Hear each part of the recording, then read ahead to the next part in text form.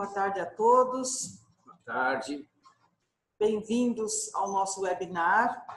Esse webinar ele faz parte de uma série Sustentabilidade em Debate, que o Imaflora está promovendo. Ele é o primeiro de 4 webinars que nós pretendemos realizar, né? Hoje, dia 13 de novembro, a soja no Mato Piba, né? Contradições e riscos para o desenvolvimento dessa região. Dia 21 de novembro, Mato Piba, o Cerrado se converte em agricultura, com o Felipe Barbirato. Dia 28 de novembro, a gente vai falar sobre o Código Florestal, quando e quem falta, com o Luiz Fernando Guedes Pinto e o Vinícius Guidotti. E dia 5 de dezembro, como cumprir o Acordo de Paris e continuar líder na agropecuária, com o Cimiro Costa Júnior. Bom, pessoal, para a gente começar o seminário, né, a gente queria primeiro pedir uma gentileza de vocês, que é sempre que não estiver falando mesmo, fazendo uma pergunta, alguma coisa, que se fechem os microfones, que fiquem desligados, tá? Isso para evitar alguma microfonia, algum eco dentro da apresentação. Então.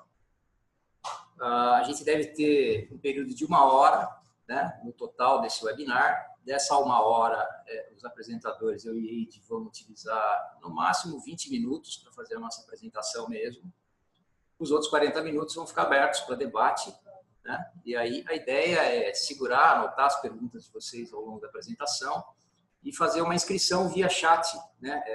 Enfim, à medida que as perguntas forem surgindo, e a gente vai respondendo na medida do possível aqui. É isso aí, vamos lá.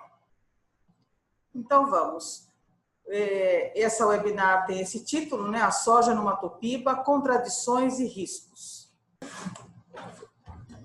Então, primeiramente, eu queria compartilhar com vocês no que consiste esse webinar, né? Nós vamos apresentar quais foram os objetivos desse estudo que nós realizamos, qual foi a metodologia utilizada, e vamos apresentar as áreas de estudo onde isso foi realizado.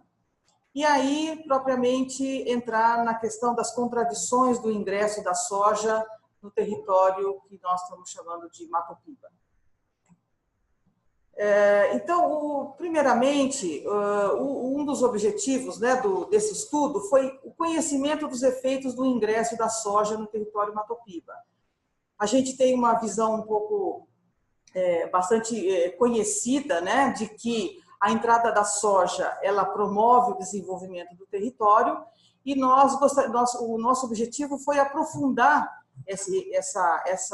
o conhecimento sobre esse tema e ver se, de fato, a entrada da soja no território ela está promovendo o desenvolvimento, e se está promovendo o desenvolvimento, em que condições esse desenvolvimento está se dando, se ele se dá mediante algumas contradições, que eram, de certa maneira, a nossa hipótese inicial. Então, o objetivo foi ver que outros aspectos existem para além do crescimento econômico que a soja promove ali no território, né? Então, esse foi o principal objetivo desse estudo. E como eu disse, a gente tinha a impressão de que não é um desenvolvimento promovido de um modo geral e para todo mundo, né? E nós tínhamos a impressão de que era um crescimento econômico que trazia em si algumas contradições. Então, a ideia foi ver, existem mesmo algumas contradições, né? Vamos aprofundar esse estudo e ver que outros aspectos podem não estar sendo acompanhados por esse crescimento econômico que a soja vem promovendo lá. Então, a gente tinha isso como o nosso horizonte para tentar entender esse processo de contradições que a soja promove ali. E também, ao longo disso, entender se existe algum risco para o desenvolvimento da região, risco para as populações, risco para a questão do desmatamento do cerrado, risco para o próprio desenvolvimento. Então, o conteúdo desse estudo, ele passou por essas questões de entender as contradições, entender os riscos para a conservação do cerrado. Bom, a gente vai falar um pouquinho sobre metodologia, bem rapidamente, né?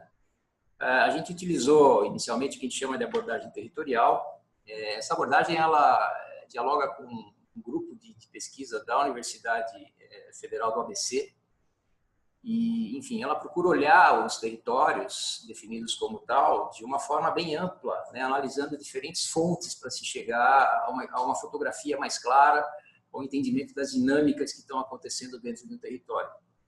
Então, a gente usou basicamente, né, como camadas de pesquisa, uma revisão bibliográfica sobre o território em si, né, de preferência com uma pegada histórica, ou seja, tentar entender um pouquinho a dinâmica de processos ao longo da história que chegam a uma determinada configuração no território, né. A segunda etapa foi uma análise de dados secundários, enfim, fontes diversas, IBGE, questão do censo agropecuário e outras fontes de saúde e educação, né? E isso comparando algumas sub-regiões que nós definimos dentro do Mato Piba, né? A última etapa, por sua vez, foi um levantamento de campo mesmo. A partir dos municípios que a gente definiu inicialmente dentro dessas sub-regiões, a gente elegeu alguns municípios de interesse, né, e fizemos um levantamento de campo para definir entrevistas mesmo, através de entrevistas com diferentes atores, né, de governo, da sociedade civil, dos produtores, inclusive, né, conseguir compreender melhor na fonte mesmo, com dados primários. Tá? Então, basicamente, foi essa a metodologia do trabalho. Né? Aqui a gente começa a entrar, então, no conteúdo. A primeira coisa que nós fizemos foi dividir realmente o Mato Piba, né? Aqui a gente pode ver no mapa o contorno em preto, né, grande, é o contorno do Mato Piba, de todos os 337 municípios que compõem o Mato Piba. Dentro deles, a gente teve sim o foco voltado para a questão da soja. Então, a gente selecionou, na verdade, sub-regiões dentro do Mato Piba que dialogam com a periferia da soja na Bahia, a periferia da soja no Piauí, e duas regiões de expansão muito forte da soja. Uma que a gente denominou de soja consolidada, que fica no oeste da Bahia, e uma região de expansão de soja que abrange municípios do sul do Piauí e do sul do Maranhão. Então, o mapa ilustra essas 4 regiões, né? A área em marrom aqui é o oeste da Bahia, a área em verde, espero que as cores estejam batendo, né, no visual de vocês, é a área da periferia da soja na Bahia. A área em vermelho é a área de expansão da soja no Piauí e Maranhão, e a área em roxo é a área da periferia da soja no Piauí. Bom, aqui a gente já começa a entrar, pessoal, na questão das contradições. Então, aqui tem a descrição novamente das sub-regiões, né, na segunda coluna aí. A sub-região, então, que se denomina de soja consolidada, que é o oeste da Bahia, periferia da soja 1, que é a periferia na Bahia, expansão da soja e periferia da soja. Interessante desse slide é a gente observar a evolução da presença da soja nessas sub-regiões ao longo dos anos, né? Então, nós vamos perceber que nas regiões da soja consolidada e da expansão da soja, o crescimento do uso do solo com a cultura da soja foi muito forte, né? Atingindo 2015 com cifras que giram em torno de 1 milhão de hectares, né? Começando do nada. Por outro lado, a gente percebe que nas periferias da soja, a quantidade de área utilizada para a produção de soja ela permanece pequena, mesmo com a evolução no tempo. Aqui nós temos a primeira contradição propriamente dita, né? O mapa da esquerda da tela ele vai falar sobre o uso do solo, na verdade, né? Enfim, talvez não esteja claro o suficiente para se ler as legendas, mas dá para dar uma explicação bem simples aqui. As áreas que a gente observa no mapa que estão com um tom mais acentuadamente roxo, elas dizem respeito a áreas de agricultura, ocupadas com agricultura. A gente vai perceber na região aqui mais ao sul uma mancha muito grande roxa. Essa mancha é a zona consolidada da soja do oeste da Bahia, tá, gente? E aí um pouquinho acima, né, mais ao norte, você vai ter também uma dispersão de roxos muito grande, que faz uma grande concentração também de propriedades. E que é a zona de expansão da soja no sul do Piauí e sul do Maranhão.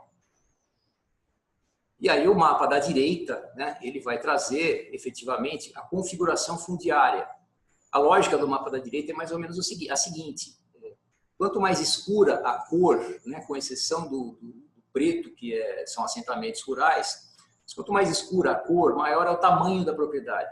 Então, os roxos, tons de roxo, os tons de azul escuro, na verdade, São os tons que refletem no mapa as áreas maiores, de maiores dimensões, né, em termos fundiários.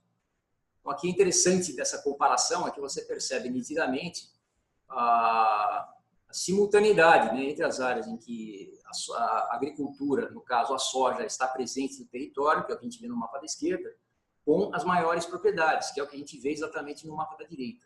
Ou seja, onde a soja está presente, você tem sim um fenômeno de concentração fundiária muito nítido, né, observável simplesmente por olhar esses mapas, né? E aqui tem mais um dado que foi bastante intrigante para a gente, né? Se a gente olhar essa tabela aqui, a gente vai perceber um dado que é muito comum, que o número de propriedades pequenas, em termos percentuais, é sempre muito alto dentro dos territórios, né? Isso é uma genérica. Porém, quando a gente considera a porcentagem de área ocupada pela agricultura familiar, né, que é a última coluna da direita, a gente vai perceber que as sub-regiões em que você tem a presença muito marcante da soja, né, que é a soja consolidada e a expansão da soja, tem um percentual muito inferior de área ocupada por agricultura familiar. Então, esse é um dado que, né, foi muito curioso, mas que traz nitidamente essa notícia, né, que nas áreas em que a soja está presente, dentro dessa amostragem que foi executada por nós, houve uma redução percentual na quantidade de áreas ocupadas pela agricultura familiar. Pode até existir outros fatores explicando, mas tem uma forte tendência a que a entrada da soja ocasione essa circunstância.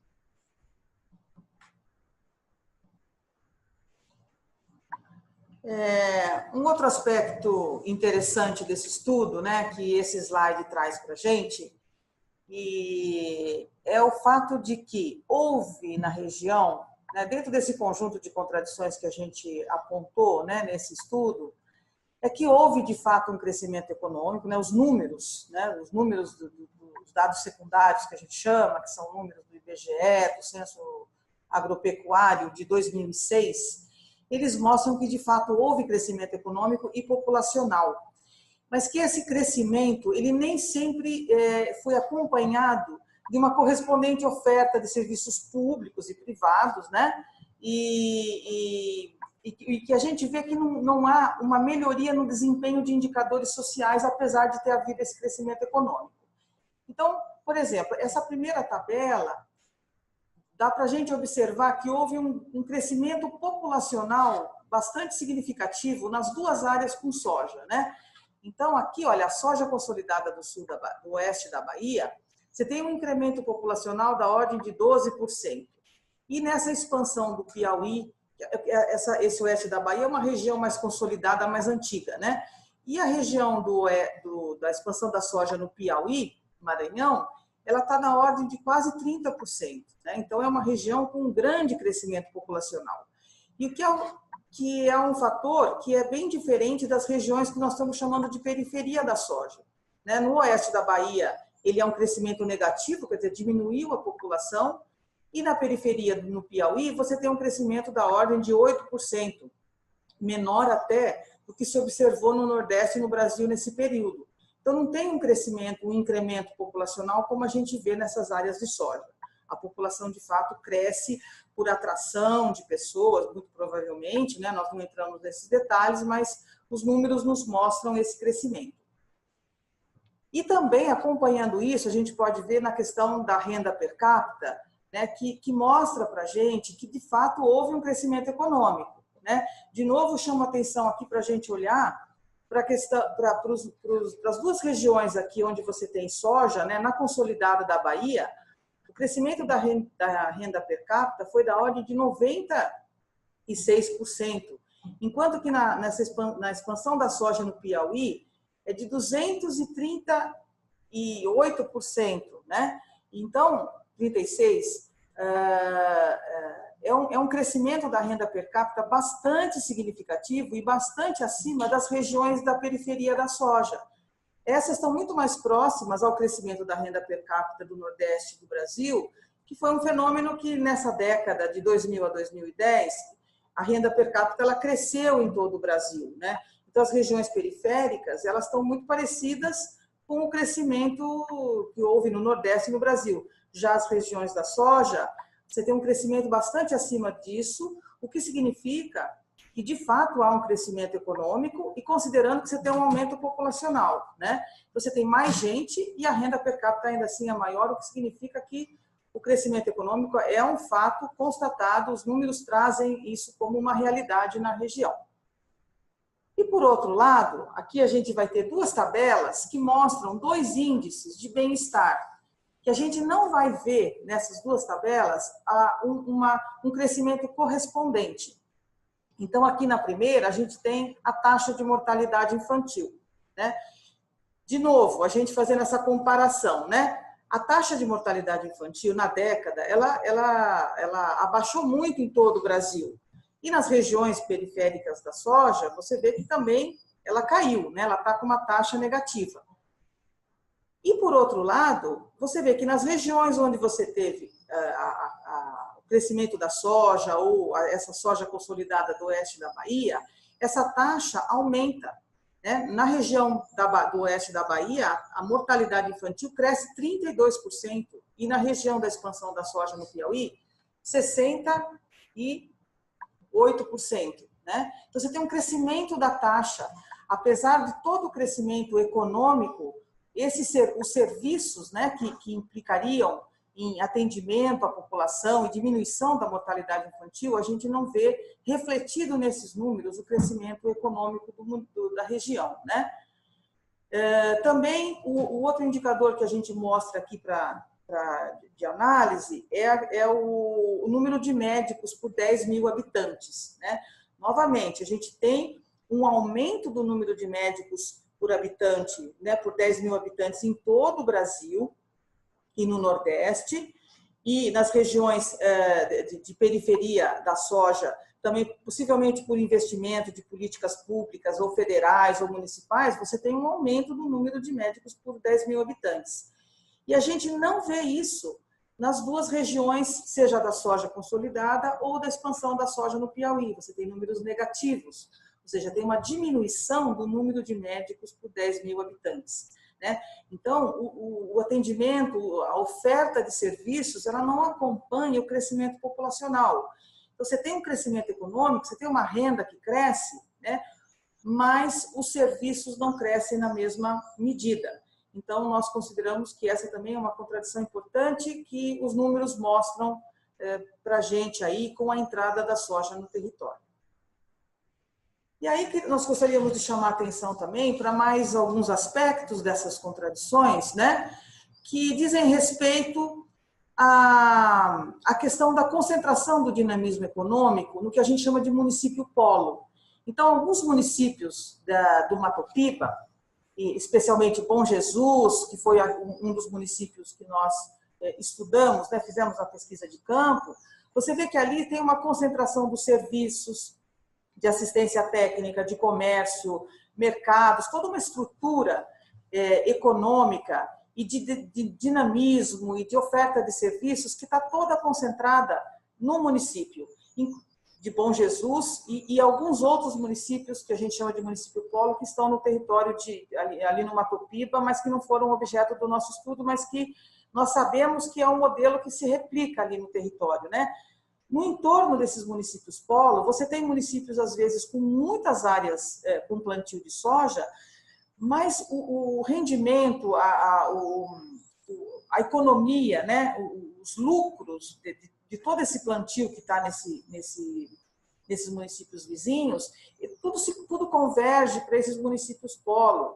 Então, você não tem um dinamismo econômico que se espalha pelo território, mas ele está concentrado nesses municípios, em detrimento das economias municipais desses municípios vizinhos, né? E essa é uma questão importante para se pensar o desenvolvimento local.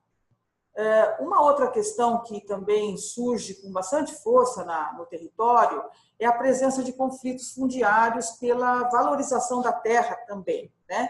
Ali, embora nós não tenhamos aprofundado a questão da valorização da terra, nós tivemos acesso a estudos que mostram o quanto a terra vem se valorizando na região, né? Essa busca pela terra para a expansão da soja ali, E um fenômeno que a gente observou nesses estudos é que a soja atualmente ocupa as regiões altas desse cerrado, né? E tem uma tendência forte de ocupar o que a gente chama de baixões. Esses baixões, eles não são uma terra com aptidão para a soja, mas com a necessidade de expansão dessas áreas de soja nas chapadas, né, no alto dessas regiões, por diferentes motivos, a ocupação dos baixões ela está aí na pauta, seja para estabelecimento da reserva legal, né, com a intenção de ampliar os plantios de soja nas chapadas, nas áreas ainda possíveis de ampliação. Então, existe uma busca por reserva legal, uma busca por outras culturas, pelo desenvolvimento de pecuária ou outras culturas. Então, a expansão, né, das culturas comerciais, ela tende a ir e se expandir na região dos baixões, que é onde vivem as comunidades locais. Então, o potencial de ampliação de conflitos fundiários ali é bastante grande também, né? Isso é um fator que a gente não observa com dados secundários, né? Porque não existem, a gente não trabalhou em cima de dados dessa natureza, mas as observações de campo nos levaram a essa constatação muito presente, real ali na região. E uma terceira questão também que salta aos olhos é o potencial de desmatamento ainda do cerrado, seja dentro da legalidade, porque os atores locais apontam isso, né? Existe ainda, dentro da possibilidade legal de desmatamento, ainda um percentual bastante grande de possibilidade de desmatar ali a região, além de outras formas de desmatamento para além do que é legal, né? Então, essa é uma preocupação, esse é um risco bastante ainda iminente ali nessa região. Então, olhando para o conjunto, né, da dinâmica territorial e da entrada dessa cultura no Cerrado, o que a gente vê como uma grande contradição, que a gente já imaginava que existiria por conta de ter um modelo econômico, né, que se replica no Cerrado, um modelo que a gente já vem observando no Brasil aí ao longo de décadas, né, é que a entrada da soja ali no Cerrado, ela de fato promove um crescimento econômico, né, mas ela não está possibilitando a inclusão de todos os atores sociais que vivem naquela região. Comunidades tradicionais, agricultura familiar, quilombolas, uma gama bastante grande de atores locais, e que esse crescimento ele não tem sido abrangente no sentido de promover o acesso a melhorias, a inclusão social de um conjunto maior de atores no território. Então, a gente encerra por aqui esse primeiro bloco, né, com essa, digamos, essa não é uma conclusão, mas é um ponto de chegada desse nosso estudo. E a gente poderia, então, agora entrar para o segundo bloco, que é um bloco de debate, porque aí eu acho que a gente pode entrar em questões mais específicas e responder aos questionamentos de vocês.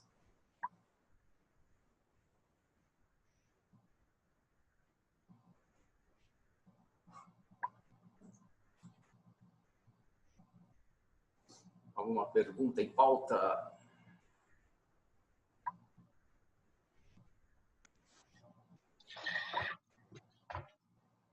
Boa tarde, pessoal. Gostaria de fazer uma pergunta. Vocês estão me ouvindo? Sim. Sim.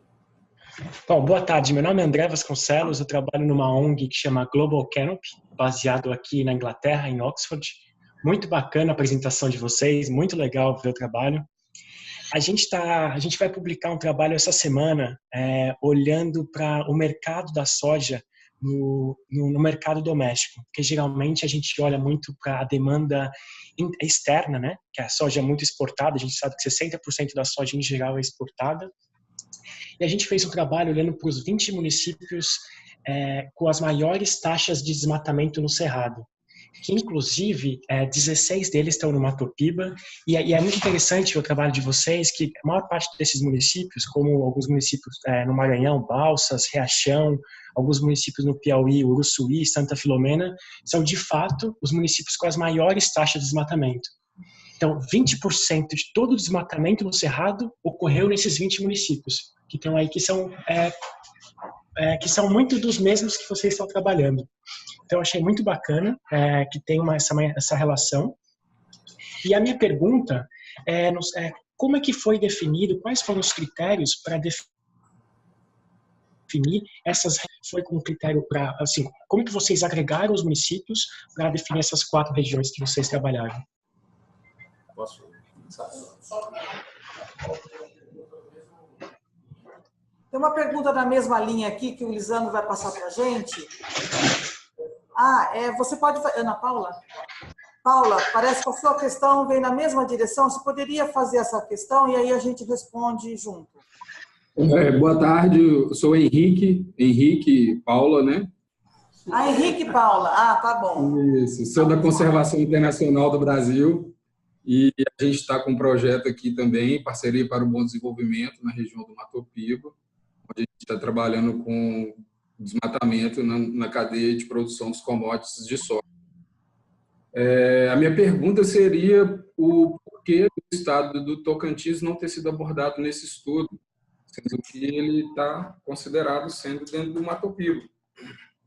Seria minha pergunta inicial e deixo vocês responderem, que estava linkado na pergunta do nosso amigo. Tá, joia. Não, acho que as duas perguntas... E bom trabalho. Obrigado. Obrigada. As duas perguntas estão totalmente relacionadas. Na verdade, a gente fez uma primeira aproximação ao território, olhando para os mapas mesmo, tanto de ocupação do solo, quanto para os mapas fundiários. A gente usou alguns outros, né? Usou o mapa também de aptidão do solo e coisas desse tipo. Tem um recorte, que é o recorte inicial de todo o processo, que é o recorte da presença da soja no território do Mato Piba como um todo. Então, foi ele, basicamente, que definiu as grandes regiões nossas. E aí a gente buscou as 2 grandes regiões em que a soja está presente, né, que são a região mais consolidada da soja do oeste da Bahia e a região que é, digamos assim, o momento de expansão atual, que é a região do sul do Piauí e do sul do Maranhão.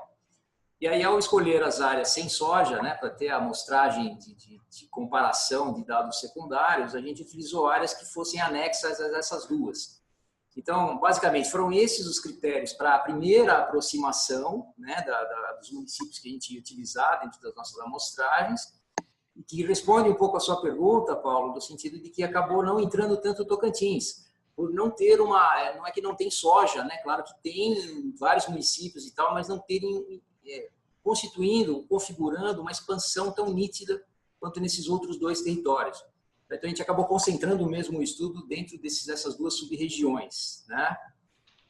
E aí, para a segunda etapa, para a etapa de campo, a gente tentou amostrar realmente municípios que fossem representativos, né? Nós tentamos pegar o município polo mesmo, né? Acabou caindo no município de Bom Jesus, e tentamos amostrar também pelo menos um município em que não houvesse a soja, né? A gente acabou se concentrando na região do sul do Piauí também, né? A gente pegou Redenção do Gurgué e acabamos também fazendo trabalho no município de Curimatá.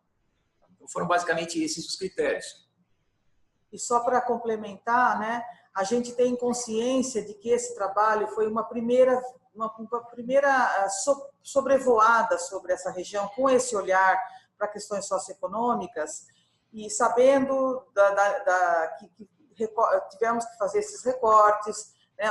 Nós gostaríamos de ter olhado para outros municípios, ter expandido as nossas amostras, mas era uma primeira abordagem, então ele necessariamente teve que, por várias restrições, né, desse tipo de estudo, e então a gente não coloca essas questões como questões conclusivas, justamente porque estamos falando tivemos que fazer esses recortes. Então, isso demanda para a gente, isso abre uma janela, né, que mostra uma realidade e que demanda um aprofundamento, e nós valorizamos muito a expansão desses estudos e chegar no Tocantins, entender a dinâmica da expansão ali no Tocantins, que pode ser diferente da expansão aqui no sul do Piauí.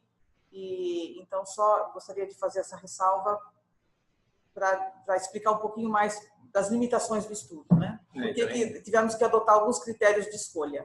Só para acrescentar, né? Estamos de olho também, né? Lógico, no território do Tocantins, enfim, provavelmente outras etapas aí que, se Deus quiser, virão, né? Para a gente aprofundar os estudos lá na região do Mato Piba. Matopiba vão incluir sim o Tocantins.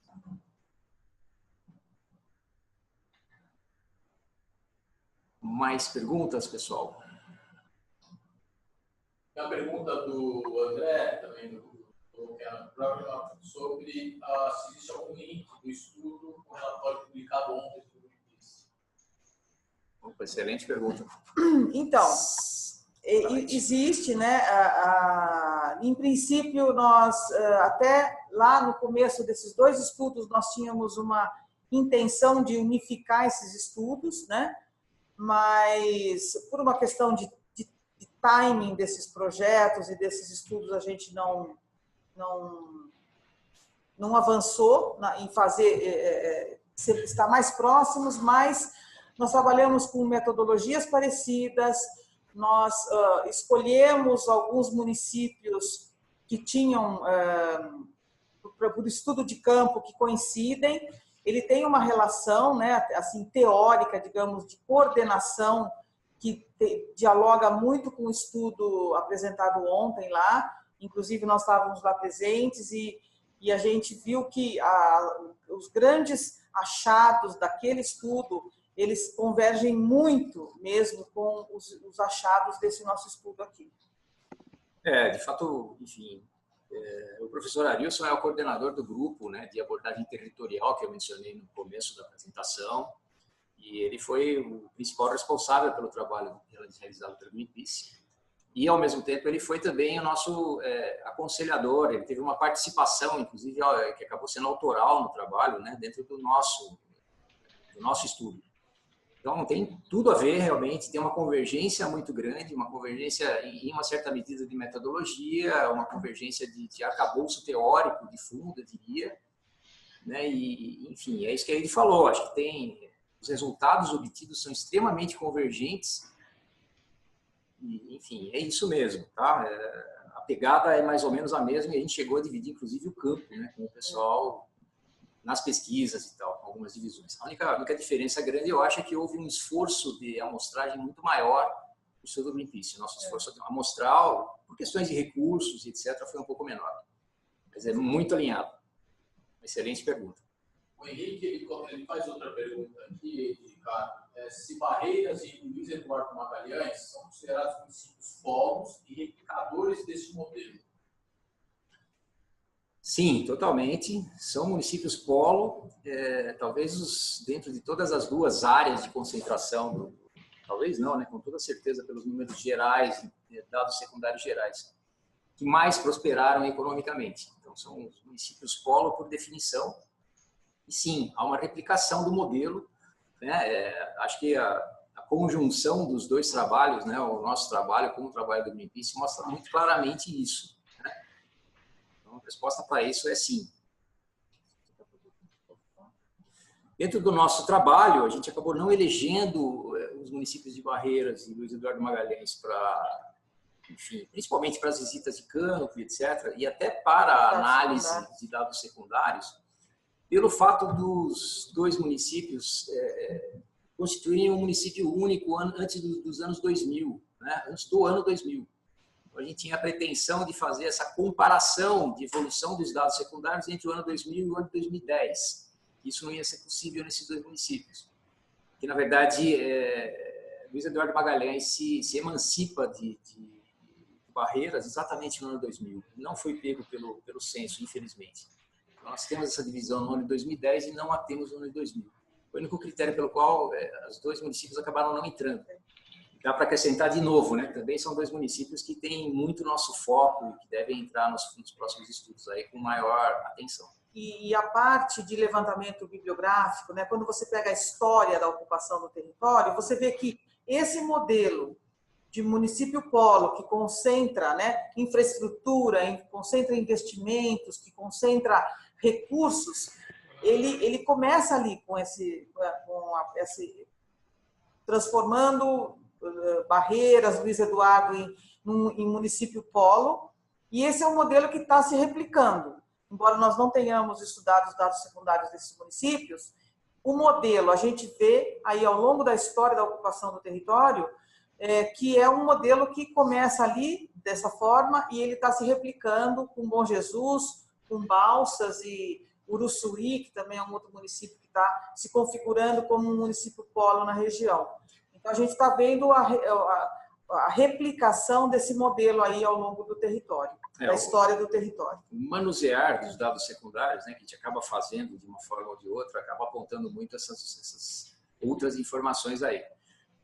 Só para justificar uma coisa também, né, quando a gente escolheu os nossos territórios de abordagem de campo, né, influenciou muito o fato de você ter situações diferentes nas duas sub-regiões, né? Uma é uma soja mais consolidada, um processo que já vem de pelo menos uma década de antecedência com relação ao sul do Piauí e ao sul do Maranhão. A gente acabou concentrando na região do sul do Piauí em função disso. A gente queria a dinâmica em andamento mesmo no território da soja. Tem outras duas perguntas aqui da Daniela Teston. Primeiro, eu vou inverter a ordem. Primeiro, apesar do estudo não ter tido foco na pecuária, seria possível, pelos levantamentos realizados, identificar como se dá a interação dessa atividade com a soja e se a influência do setor pecuário na dinâmica socioeconômica da região? E depois, assim, uma pergunta mais ampla é quais seriam outros pontos, né, questões que podem ser aprofundadas em uma nova etapa desse estudo?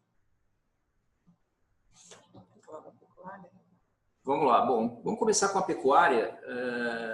Enfim, nos municípios com o predomínio mais nítido da soja, a gente observa que a pecuária acaba sendo uma atividade presente sempre, mas presente em uma escala menor, numa escala realmente do pequeno produtor, da agricultura familiar mesmo, que cria gado também.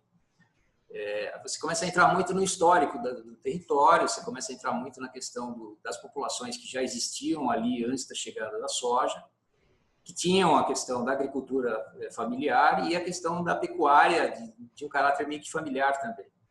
Então, o que acontecia é que antigamente existia um uso, né, das chapadas ou dos territórios altos, inclusive para a criação de gado. Com a chegada da soja, a tendência é que toda essa produção pecuária familiar, bem como a produção agrícola familiar, se concentrassem próximas às margens dos rios. A agrícola já era, a agricultura familiar sempre buscou, né, a proximidade com os corpos d'água, mas a pecuária, de uma certa maneira, foi restringida, né, porque ela tinha esse espalhamento nas áreas altas e acabou sendo restrita, com a chegada da soja, às áreas dos denominados baixões, né? Além disso, a gente fez uma incursão pela cidade de Curimatá, que tem uma atividade pecuária mais intensa um pouco. E o que a gente percebe é que é um município que atravessa uma série de dificuldades também socioeconômicas, né? Não tem esse impulso econômico dado pela soja, que a soja traz efetivamente, né? E que, por outro lado, também é o caso de todos os municípios, deixa de ter algumas das contradições. Agora, o futuro desses municípios é uma questão em aberto, é uma questão que, né, já emendando um pouquinho na segunda pergunta, merece muito aprofundamento. A impressão que nós tivemos de todo, né, o nosso contato com dados e em loco lá é que qualquer atividade que seja economicamente mais intensa e que entre nesses territórios implica em desmatamento e implica na reprodução das contradições que a gente observou no nosso estudo. Eu acho que tem muitas questões ali que podem ser aprofundadas, né? A dinâmica desses municípios vizinhos, por exemplo, que não retém, né, não retém essa riqueza produzida que converge dos municípios polo, né? Qual é a dinâmica econômica desses municípios, né? Que alternativas esses municípios têm para o desenvolvimento, questões de ordem até tributária, né? Porque são tributos que não ficam ali, que vão para esses outros municípios. A agricultura familiar, pensar um modelo de desenvolvimento para esses lugares. Nós estamos olhando para tentar construir cenários para o futuro, pensando que tipo de concertação política entre os atores locais que poderiam ser desenhadas para se pensar num modelo de desenvolvimento para o lugar, se é possível fazer um consórcio entre agricultura e pecuária, a soja e a pecuária, e com isso promover o desenvolvimento. Os temas são variados ali, eu acho que é uma região, do ponto de vista socioeconômico, com poucos estudos, a gente encontrou pouca coisa disponível, Então, aprofundar todas essas questões tem muito valor. Só um acréscimo, né? Eu acho que, enfim, embora a gente tenha feito essas observações quanto à presença do gado nas sub-regiões que a gente trabalhou, é óbvio que uma fotografia pensando em território como um todo, né, no Matopiba como um todo, teria que levar em consideração outras áreas, né? Então, voltando um pouquinho para uma das perguntas anteriores aí, né? Certamente o Tocantins é uma área muito importante em termos de produção pecuária, né? Dentro do território. Então, enfim, os próximos passos vão ter que mudar a cultura e mudar o uso do solo para tentar compreender melhor a dinâmica do gado dentro do território. E acho que o importante é isso que a ele já colocou, mas só para ressaltar isso, né? A gente apresentou, na verdade, basicamente as contradições e caminhos genéricos ao final do nosso primeiro trabalho. Então, um dos pontos, né, muito fortes das próximas etapas é tentar apontar caminhos mais sólidos, o que é possível, que tipo de coalizão social é possível de se construir, que tipo de atitudes podem levar a um desenvolvimento mais sustentável mesmo, né, que considere as populações presentes ali, que considere um desenvolvimento mais equitativo em termos de distribuição de renda, e principalmente também, né, não menos importante, que considere a conservação do cerrado. Ele coloca mais proporção na questão da pecuária, né? Ele traz a pergunta se há, qual a interação entre a pecuária com a soja, se há interação, nos municípios da expansão. Que tipo de interação há? Olha, eu vou citar, tá? E aí são as impressões realmente dos dados primários, das entrevistas que a gente fez lá, então não são dados por si, né? São dados de relatos, na verdade. Um deles, eu já mencionei, que é essa questão de um certo isolamento dos baixões, das atividades pecuárias nos baixões, em função exatamente da presença da soja. E o que você tem aqui e ali aparece nas entrevistas são situações em que houve um certo abuso de poder no tirar o gado das áreas onde está a soja.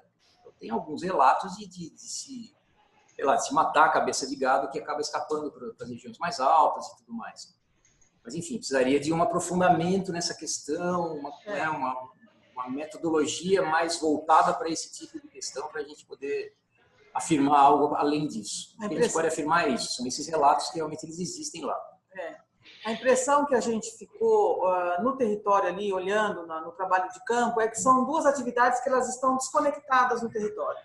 Os produtores de soja, eles produzem soja nas áreas altas, né? O gado está com populações locais, baixões, agricultura familiar, que tem aquela agricultura diversificada e entre as atividades, uma pecuária extensiva, solta, o gado solto no cerrado. Alguns produtores um pouco maiores de gado até, mas são produtores locais ali que vivem nesses baixões, nessas cidades onde tem uma pecuária maior, mas uma pecuária que também não gera divisas para esses municípios, porque é um gado vendido para fora e o abate é fora, então, pelos relatos, também não é uma atividade que deixa recursos no município, né? Então, elas são duas atividades que elas não estão interconectadas no território, são feitas por grupos distintos, né? Porque a soja ela é basicamente feita por gente que vem de fora, né? Por aqueles pioneiros gaúchos nessa dinâmica que a gente tem aí dessa relação da expansão da agricultura gaúcha, né? Que quando a terra se esgota ali, ela acaba tendo essas frentes de ocupação dessas regiões de fronteira. Isso aconteceu ali na Bahia, aconteceu no Piauí, pelo jeito é um movimento que tem acontecido de uma maneira meio constante. E depois desse primeiro pioneirismo dos gaúchos, vem as grandes empresas, que também vão ocupando, então são pessoas de fora. E a pecuária, basicamente, pela população local, em distintas grandezas ali, né? Em distintas escalas, mas quase sempre pequena. Então, no território, a gente não percebeu nada que possa estar unificando num consórcio aí mais produtivo de soja com pecuária. Isso não quer dizer que não exista, porque, como a gente já falou, o nosso trabalho teve um escopo, teve uma determinada abrangência, e isso a gente acabou não mapeando, não percebendo. pode até estar havendo algum movimento desse tipo, mas a gente não teve elementos para fazer nenhum tipo de afirmação a esse respeito.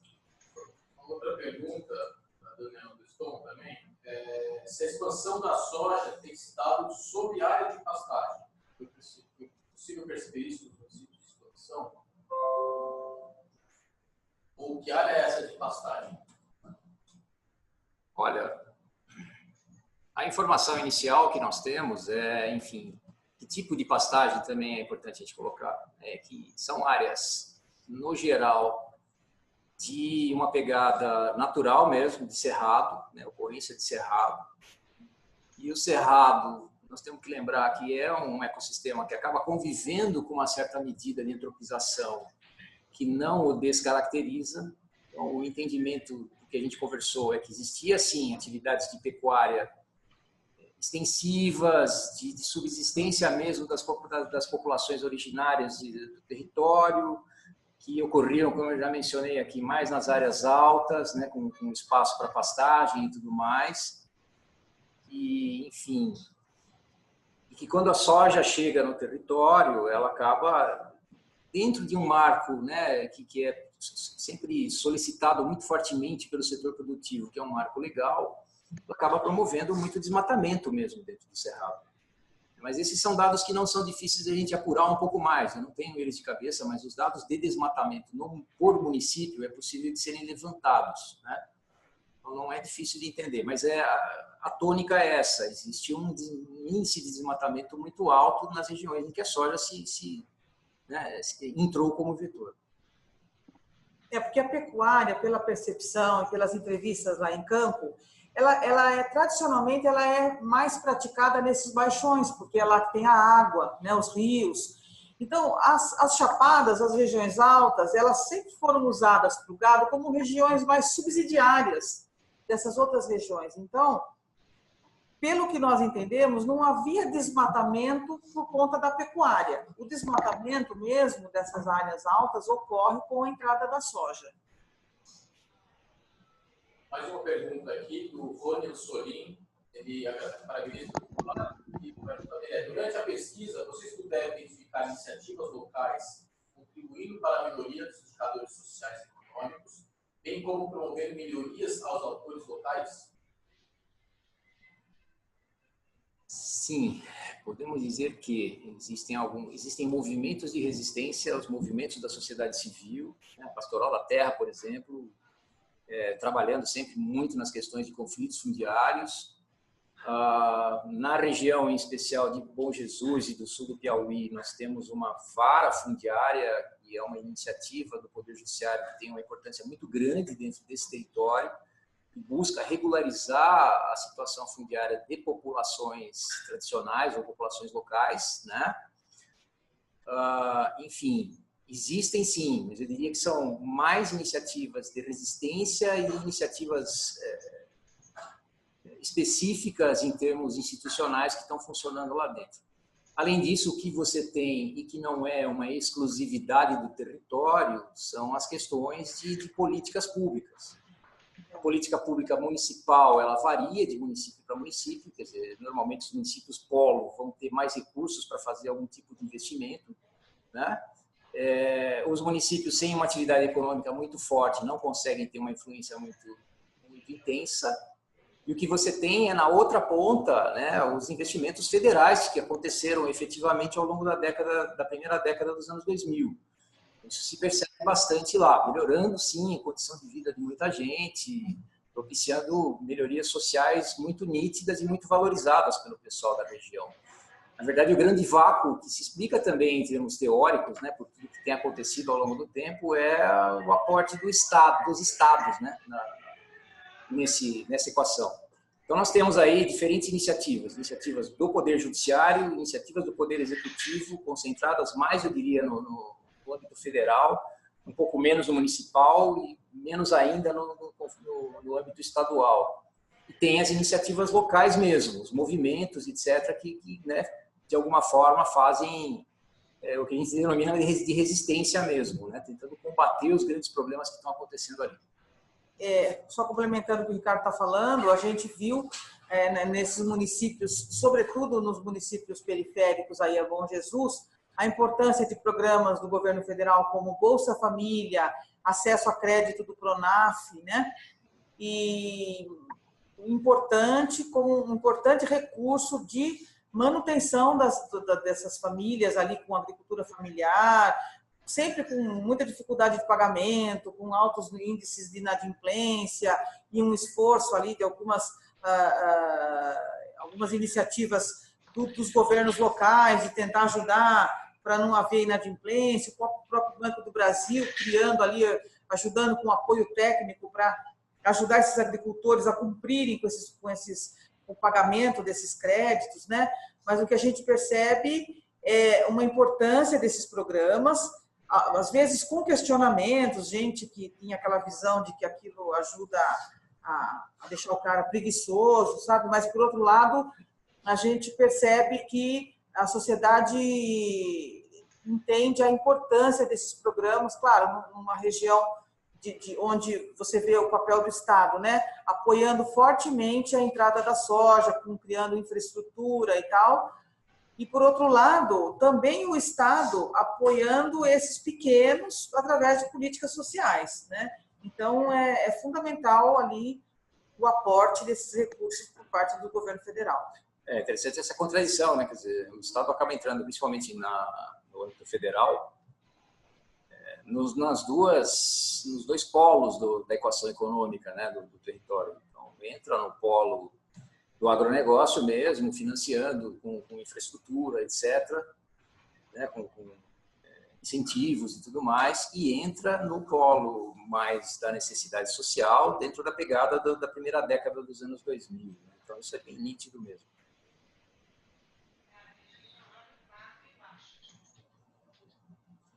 Tá joia, gente. Acho que em não havendo mais perguntas, né? E se houver, acho que vocês podem endereçar de qualquer forma, a gente tenta responder posteriormente, né? Muito legal estar aqui. A gente acha que o debate está só começando, meu. Tem muita coisa para ser investigada, entendida e aprofundada dentro do território. A abordagem territorial é uma abordagem que envolve essa dinâmica, envolve essa necessidade de um aprofundamento constante. É legal, para a gente foi muito gratificante fazer esse estudo, muito interessante, a gente entende a importância de continuar aprofundando. Eu acho que o Cerrado ali, o Matopiba, ele tem muitas questões, né, a serem estudadas. Eu gostaria de lembrar aqui vocês, né, do nosso próximo webinar, dia 21 de novembro. Né, vocês podem, ao se inscrever, saber que horas vai ser, porque não tá, acho que o horário ainda está por ser definido, né? Mas o tema é Matopiba, o Cerrado se converte em agricultura. Então, o foco vai ser mais na questão da conversão aí do Cerrado em agricultura. Uma pergunta que já aconteceu, né, na nossa, né, então vai ter um aprofundamento desse tema com dados muito mais qualificados do que trazemos eu e Eide, né? Vai ser bem bacana.